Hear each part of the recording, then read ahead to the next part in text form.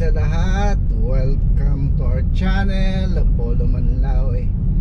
Day 3 na tayo sa INC Rally mga kapatid, mga lodi dyan na manunood sa channel na ito.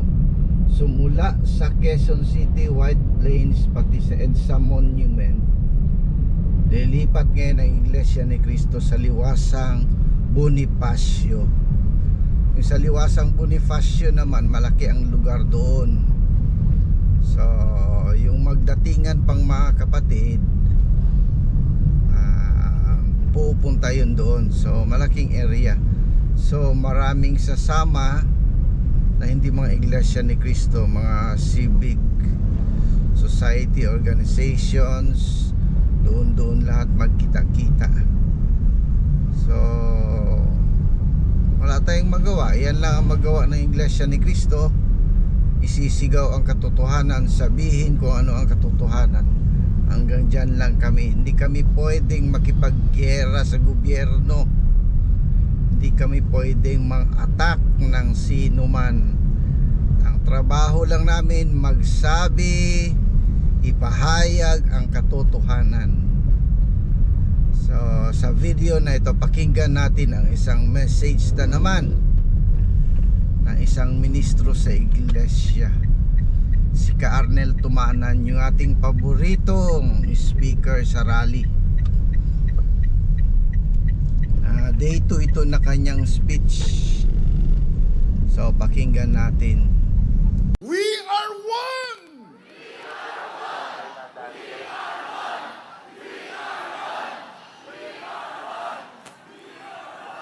May nabalitaan po kaming hinahadlangan pa dyan sa South at saka sa North. Meron naman na po tayong permit.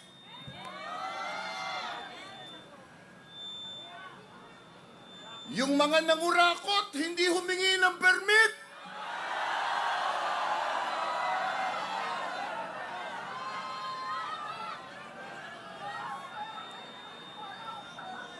Meron pong ilang mga kapwa natin mamamayan nagbigay po ng comment at ang iba ay napublish sa social media. Ang sabi nila, nagsasagawa daw tayo ng rally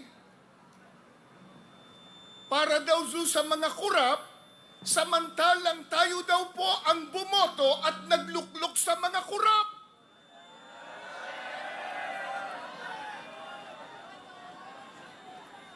Ang ibig lang sabihin, tinatanggap nila may mga kurap sa gobyerno. Aminado yung nagsabi, may mga kurap sa pamahalaan. Kung ayaw nila sa kurap, sumama na sila dito sa atin. Sapagkat tayo po, inilalantad natin yung mga kurap. Kung sumasang-ayon sila na masama sa mga nasa pamahalan ng kurap, halina kayo. Sumama na kayo dito sa amin.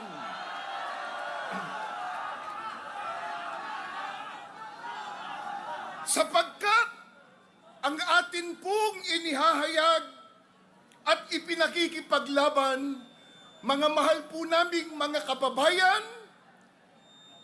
transparency, accountability, justice, hustisya.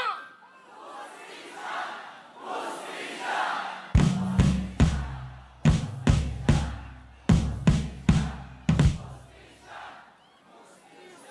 Hindi po hostesya.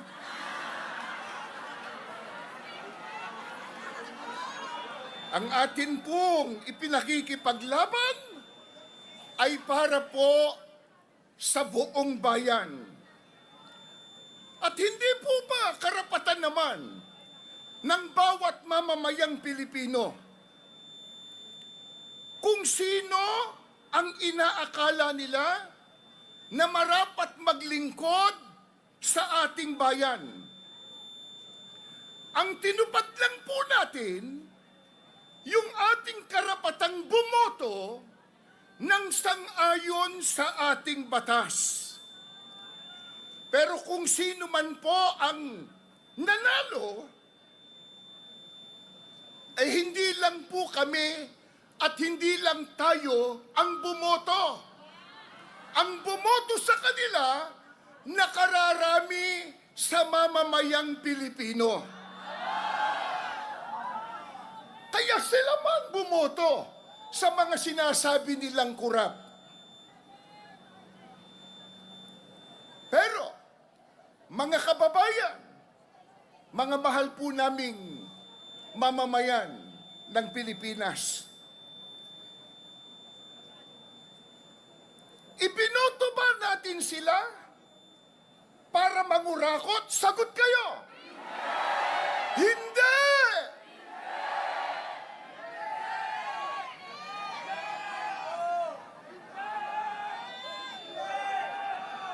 Kaya natin sila pinili at ibinoto sa ating pag-aakala na sila po ay gagawa ng mabuti sa kapakanan po ng sambayanang Pilipino.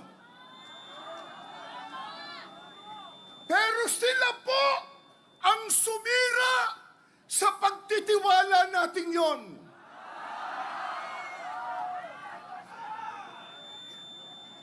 Sabi nga po, public office or public service is a public trust. Bumoto tayo sa pag-aakala. Magsisilbi sila ng tama at wasto, magmamahal sa ating bayan. Pero sinira nila ang atin pong pagtitiwala.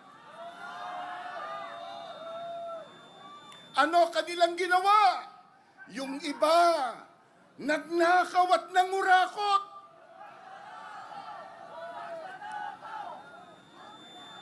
Mga kababayan, kung nangurakot ba sila at nagnakaw, pati ba tayo sisisihin nila? Ano kinalaman natin sa ginawa nila? Nakita lang natin, mali-maleta. Pero wala tayong kinalaman doon. Wala tayong kinalaman. Kaya narito tayo sa ganitong pagkakaisa para ilantad ang kamali ang kanilang ginawa. Sinira nila ang tiwala ng mga mamamayang Pilipino na ngayon karamihan sa atin nagdurusa at naghihirap. At sana, nakakatulong din yung mainstream media.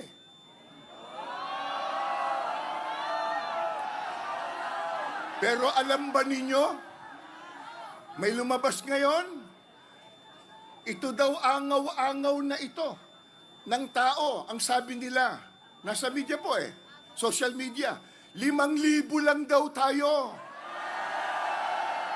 Totoo ba yun? Totoo ba yun? Tignan nga natin. Ipakita natin sa screen.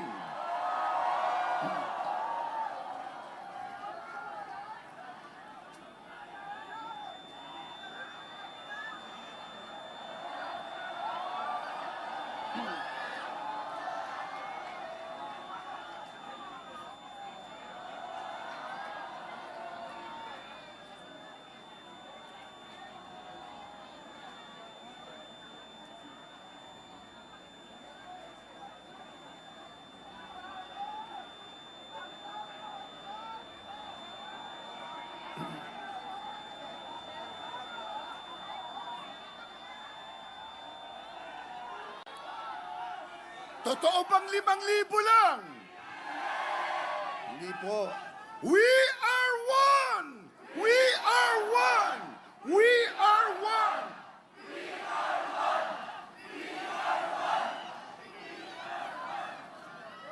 Kaya dahil gising na gising ang mamamayang Pilipino, kitang-kita po ng lahat ang paninira nila sa pangako nila nang sila po ay ihalal na mamahalin nila at paglilingkuran ang taong bayan.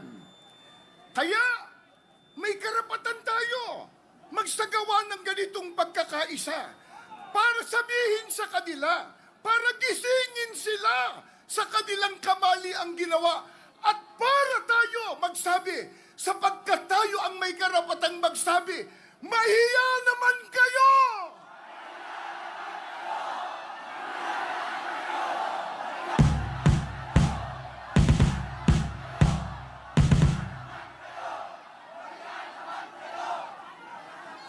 Mga kababayan, yun po ang sinisikap na gawin ni Senador Rodante Marcoleta at iba pang mga kapanalig niya.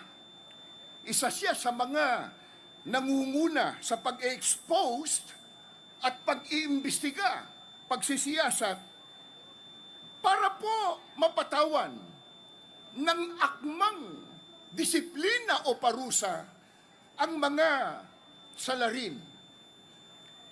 Pero yung ibang kapanalig niya, dati, lumipat ng bakod.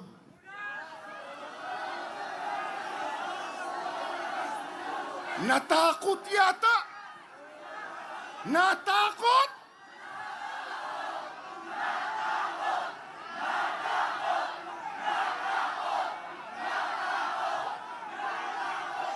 Tayo ba? Kayo ba? Mga kaibigan at mamamayan, natatakot ba tayo?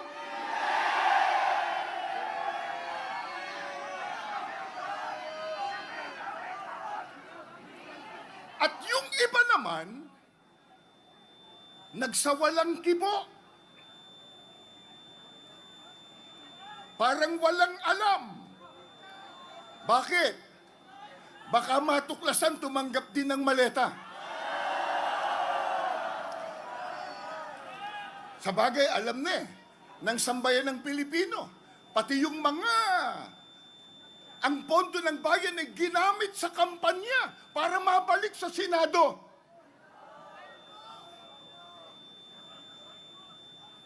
Yung senador na magiting at naninindigan po sa panig ng tama at ng katarungan, siya pa yung gustong patahimikin.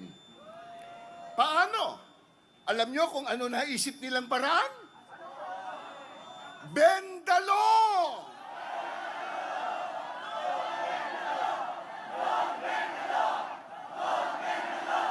No bendalo! No bendalo!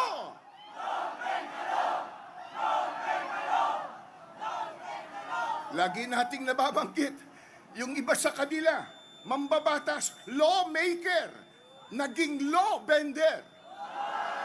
At may masaklap pa. Yung iba po, tagapagpatupad sana ng batas, alagad ng batas, pero naging manlalabag ng batas.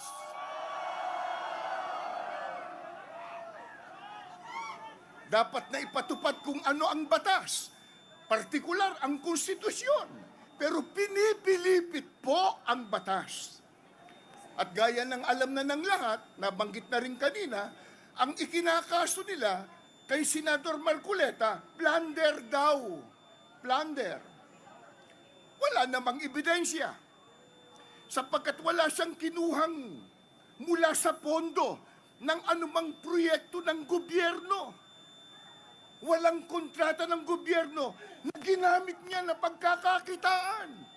Kaya nga, pilit nilang pinipilipit ang batas at bigyan ng sarili nilang interpretasyon. Talagang bendalo. No bendalo!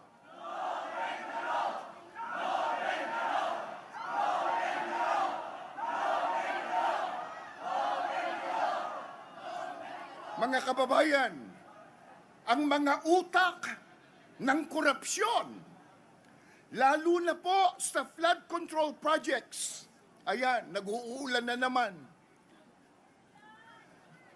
Ang Diyos ang ayaw pumayag na malimutan natin Do not forget, sabi nga, yung ginawa nilang katiwalian. pinakamalaking katiwalian na nangyari sa ating bansa. Ang mga yan, sila po ang dapat na patuloy na imbestigahan. Sila po ang dapat kasuhan. At kung mapatunayan ay papanagutin. Papanagutin! Papanagutin!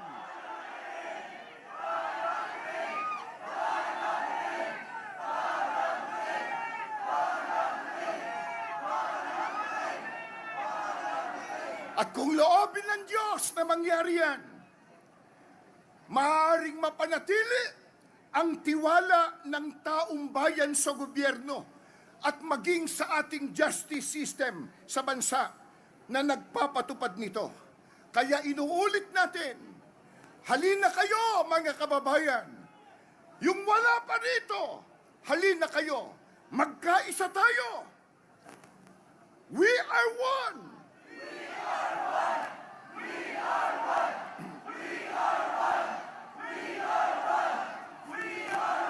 At muli po nating sabihin, hanggat may mga Pilipinong nagmamahal sa ating bansa, nagmamahal sa katotohanan, at naninindigan sa katarungan, may pag-asa ang mahal nating bayang Pilipinas. Mabuhay ang Pilipinas!